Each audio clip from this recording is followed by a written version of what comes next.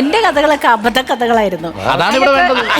അത് മക്കളെ മിമിക്രി കാലം തുടങ്ങി, അതായത് കൊച്ചിൻ കലാപോലെ പഠിച്ച് തുടങ്ങിയപ്പോൾ ഞാൻ മാത്രമേ ഉണ്ടായിട്ടുള്ളൂ അവരുടെ കൂടെ ഒന്ന് സ്കിറ്റൊക്കെ ചെയ്യാനുള്ള ഒരാൾ. ഞാൻ സത്യത്തിലൊരു മിമിക്രിക്കാരിയല്ല.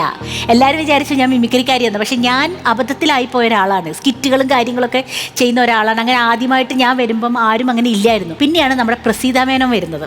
പ്രസീത മേനോനാണ് ഈ മോഹൻലാലും മമ്മൂട്ടിയൊക്കെ വോയിസ് അതൊന്നുമല്ല, പക്ഷെ അവളുടെ ചലനങ്ങളും അവളുടെ നടപ്പൊക്കെ കറക്റ്റ് ആയിരുന്നു. അപ്പോൾ ഭയങ്കര കയ്യടിയായിരുന്നു. അങ്ങനെ അവൾ മിമിക്രിക്കാരിയെ. പിന്നെയാണ് നമ്മൾ സുബി വരുന്നത്. സുബി വന്നു കഴിഞ്ഞപ്പോഴാണ് പിന്നെ നമ്മുടെ ദേവീചന്ദന വരുന്നത്. അങ്ങനെയാണ് പടി ഓരോരുത്തരും വന്നുകൊണ്ടിരിക്കുന്നത്. അവരെല്ലാം സൂപ്പറായിട്ട് ഒന്നിനോടൊന്ന് മെച്ചമായ ആൾക്കാർ തന്നെയാണ് വന്നുകൊണ്ടിരുന്നത്. അപ്പോൾ 1992 ആദ്യമായിട്ട് ദുബായ് പ്രോഗ്രാമിന് പോണത്. ഈ പ്രോഗ്രാമിന് പോകുമ്പോൾ എൻ്റെ കൂടെ ഉണ്ടായിരുന്നത് സോമൻ ചേട്ടനാണ് ലീഡ് ചെയ്യുന്നത്. സായി ചേട്ടൻ കത്തി നിൽക്കുന്ന സമയം, പിന്നെ ചിത്ര, സുനിത, ഇവരൊക്കെയാണ്, മാമുക്കോയ, അരിശ്രീ അശോകൻ, പിന്നെ മാളച്ചേട്ടൻ, എല്ലാ കോമഡിമാരും ഉണ്ടായിരുന്നു. ആ കൂട്ടത്തിൽ ഞാൻ ഈ ഡാൻസിനാണ് ഒരു മാജിക്കും. അന്ന് മെജീഷ്യൻ്റെ മോൾ അതിൻ്റെ തൂവൽ എടുക്കുന്നതും വായുവിൽ നിന്ന് അന്തരീക്ഷത്തിൽ നിന്ന് എടുക്കുന്നതും ഡാൻസിങ് സ്റ്റിക്കും ഇങ്ങനെയൊക്കെ ആയിരുന്നു എൻ്റെ ഐറ്റം. ഒരു 4 ഐറ്റം. അങ്ങനെ കുറേ കാലങ്ങൾ ഇങ്ങനെ ചെറിയ ഷോസിനൊക്കെ പോയി കുറച്ച് കഴിഞ്ഞപ്പോഴാണ് ഈ ഗോൾഡൻ വിസൻ്റെ ഒരു പരിപാടി വന്നത്. കിട്ടി. പണയം വെക്കാൻ നോക്കി.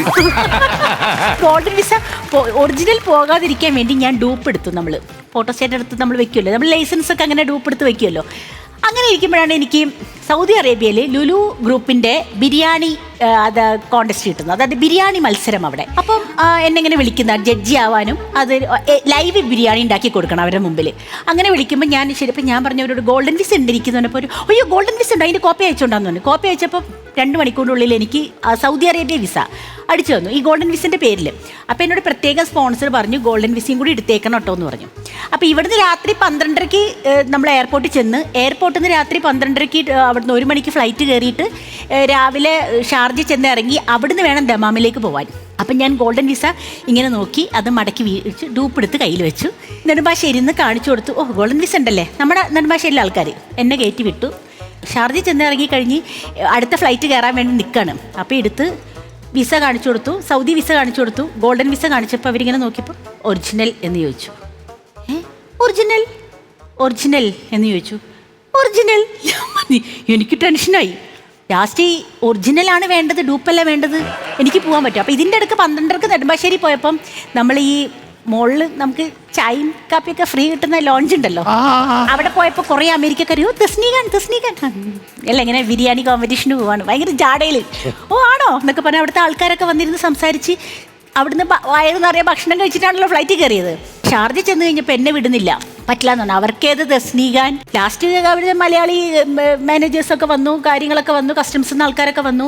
അപ്പോൾ അവരോട് തസ്നി ഇതിങ്ങനെ ഒറിജിനൽ ഉണ്ടായാൽ മാത്രമേ പുറത്തേക്ക് വിടുള്ളൂ, അവിടെ ചോദിക്കും, ദമാമിൽ ചോദിച്ചു കഴിഞ്ഞാൽ ജയിലിൽ പോകേണ്ടി വരും, ഡൂപ്പ്. അതോടുകൂടി എൻ്റെ ആഫീസ് പൂട്ടി. ഞാനാണെങ്കിൽ ഒറ്റയ്ക്കും. എൻ്റെ കാര്യം പിന്നെ പറയണം, ഒരാളില്ല. ഇവരൊക്കെ ആണെങ്കിൽ ഇവരെങ്കിലും ഒന്ന് രക്ഷിക്ക്, കാല് പിടിക്കും. ഞാൻ ഒറ്റയ്ക്ക്.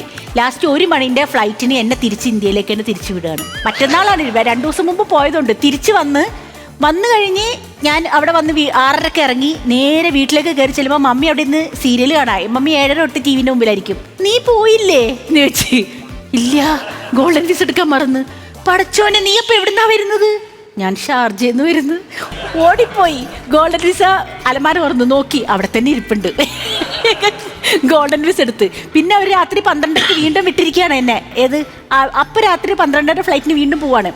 അങ്ങനെ ഭക്ഷണം കഴിച്ച് ഫ്രഷായി എയർപോർട്ടിൽ പോയി 12:30 ഫ്ലൈറ്റ് പിന്നെ ലോഞ്ചിലേക്ക് പോവാണ് ഞാൻ കഴിക്കാൻ വേണ്ടിയിട്ട്. ലോഞ്ചിൽ ചെന്നിരുന്നപ്പോൾ അവർ ഹലോ മാഡം പോയില്ലായിരുന്നോ ഇന്നലെ? ഞാനില്ല പോയില്ല. മാഡത്തിനല്ലേ ഇന്നലെ കണ്ടത്. അപ്പോൾ മാഡം ഇന്നെങ്ങനെ വന്ന്? കാരണം അവിടെ 2 പ്രാവശ്യം രാത്രി ഒരാളെ കാണുമ്പോൾ ഇത് അവർക്കൊന്നും മനസ്സിലാവുന്നില്ല. അപ്പം ഞാൻ പറഞ്ഞ സംഗതി ഇങ്ങനെയാണ്. വീണ്ടും ഞാൻ പോയി 7:30 അവിടെ ഇറങ്ങി ക്യൂ നിൽക്കുക. വീണ്ടും ദമാമിൻ്റെ ഒറിജിനൽ കാണിച്ചു, കയറ്റി ദമാം ഇറങ്ങിക്കഴിയുമ്പോൾ ഇത് കാണിച്ചാലേ ദമാമിലേക്ക് കടത്തി വിടുള്ളൂ, ഒറിജിനൽ കാണിച്ചാലേ. ഉടനെ ഞാൻ ചെന്ന് ക്യൂവിൽ നിന്ന് കഴിഞ്ഞ് അവർ എൻ്റെ പാസ്പോർട്ട് നോക്കി വിസ അടിച്ചു. ഒരു ഗോൾഡൻ വിസയും ചോദിച്ചില്ല, ഒന്നും ചോദിച്ചില്ല. ഞാൻ നേരെ പുറത്തേക്ക് പോയപ്പോൾ എൻ്റെ പടച്ചോനെ ഒരു ദിവസം 4 ഫ്ലൈറ്റ് കാണേണ്ട വിധി എനിക്ക് വന്നല്ലോ എന്ന് വിചാരിച്ചു. ഒരൊറ്റ കാര്യം ഇതുമേന്ന് മനസ്സിലാവുള്ളൂ, ദമാമിലുള്ളവർക്ക് എല്ലാവർക്കും ദം ബിരിയാണിയുള്ള കാശ് മുഴുവനും ഒറ്റ ട്രിപ്പിന് ഇതൊക്കെ വേണ്ടി വരികയല്ലേ? അതെ, സത്യം.